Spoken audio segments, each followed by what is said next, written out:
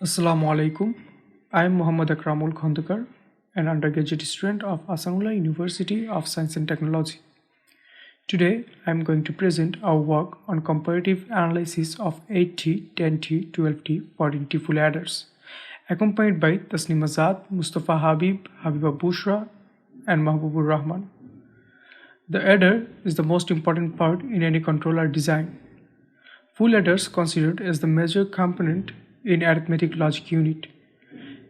Digital signal processing chips and microprocessors gained much interest among researchers over the years. As a result, various adder cells have been developed by employing various logic styles. It is necessary to have a complete overview of the various sorts of full adders to figure out their performance level. The power consumption for Cmos circuit is given by the following equation, where we clearly say that the power depends on different parameters as well as on the supply voltage. Lowering the supply voltage would significantly lower the power consumption of the circuit. This basic concept would be used to improve the performance of adder circuit. At early stage, VLSI design used complementary pass logic, which uses only NMOS to implement full adder cells. However, due to excessive power loss and transistor count, complementary pass logic was replaced by static complementary technique that employed both PMOS and NMOS transistors. Adder which employs two or more logic styles is called hybrid adder. Nowadays, researchers are focusing on hybrid adders to utilize the advantage of various logic styles for improving performance aspects. In this paper, we have an analytical and comparative description of various full adder circuits. The circuits are designed in Virtuoso platform using Cadence tool with the available GPDK90 kit. In this paper, our motive is to make the design efficient to reduce the power consumption, delay, and the area of the logic circuit, while maintaining low complexity of logic design. Here comes Tasneem Azad to talk about the basics of full adder circuit. Hi, I am Tasneem. Before going to discuss about different kinds of full adders, we have to know the basics of it. Half adder circuit has a major drawback that we cannot provide carry in bit for addition. In the case of full adder construction, we can provide carry in as an input in the circuitry and could add it with other two inputs. So, in the case of full adder circuit, we have three inputs from where we will get the final output sum and carry out. For full adder circuit construction, we normally add two half adder circuits with an extra addition of OR gate. Here you can see the block diagram where two half adder circuits added together with an OR gate. The first half adder circuit is on the left side.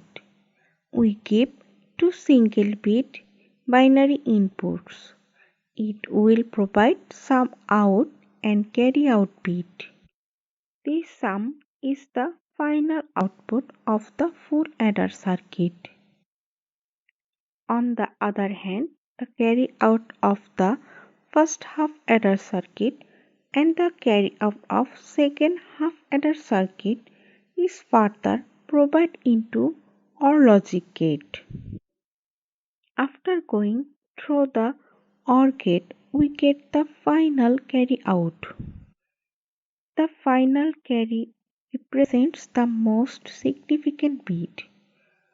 We can also express the full adder circuit construction in Boolean expression for the case of sum and carry out.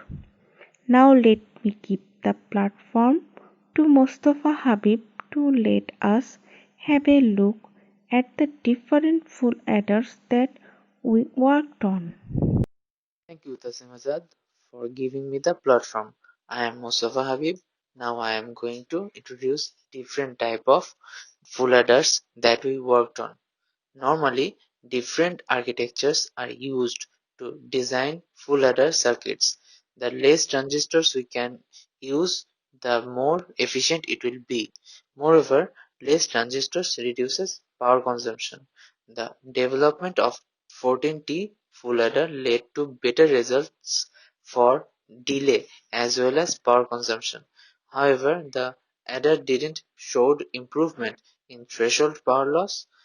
Hence, the 14T adder would consume significant power as compared to the presented 12T, 10T, 8T full adders.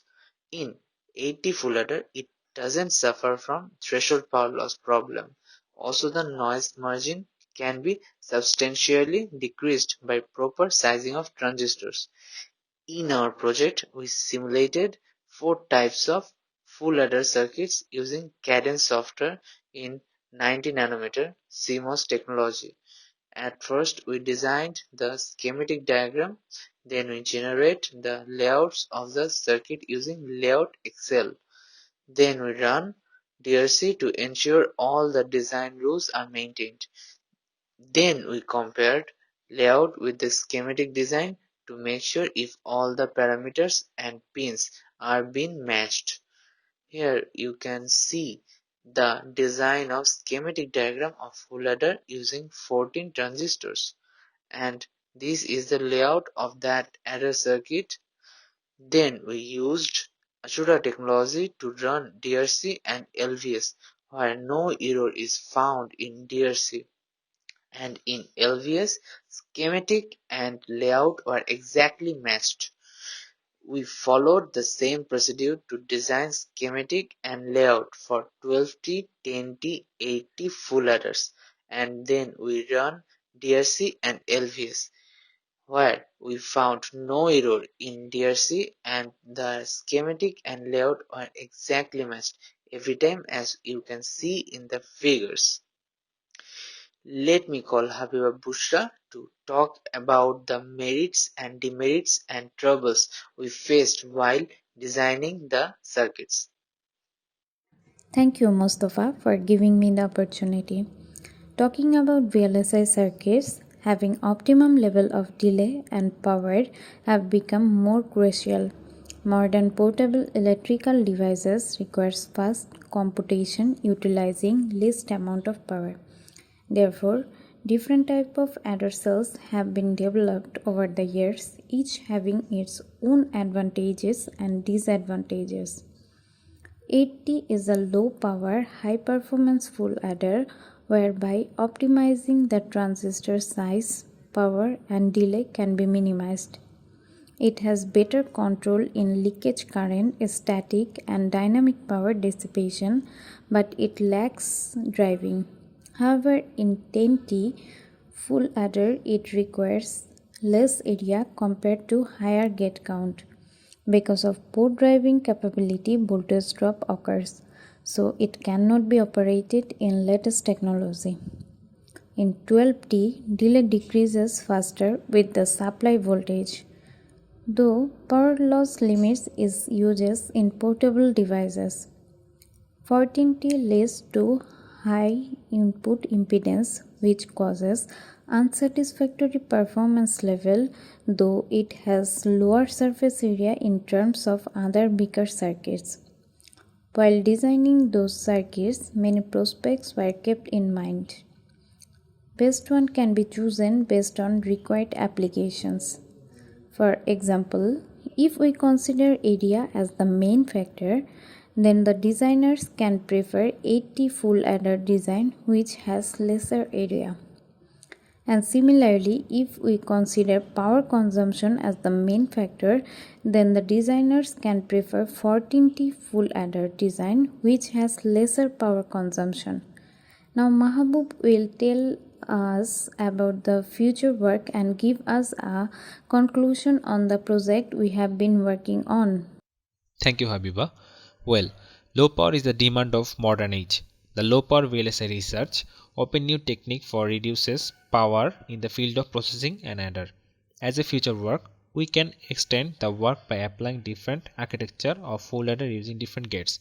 We can improve the performance of each of these designed 1-bit full adder blocks by varying their cell ratio or by adding some of the passive elements like resistors or capacitors. Using the designed 1-bit full adder blocks, we can design multiple bits adder circuits.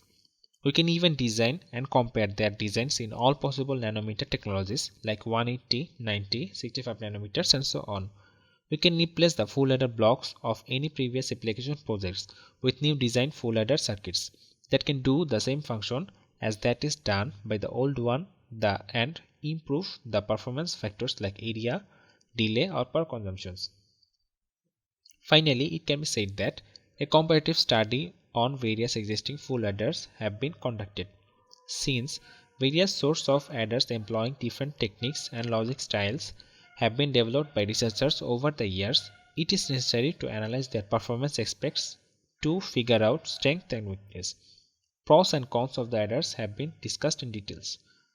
For analyzing performance parameters, the adder cells have been implemented and simulated using Cadence Virtuoso tools.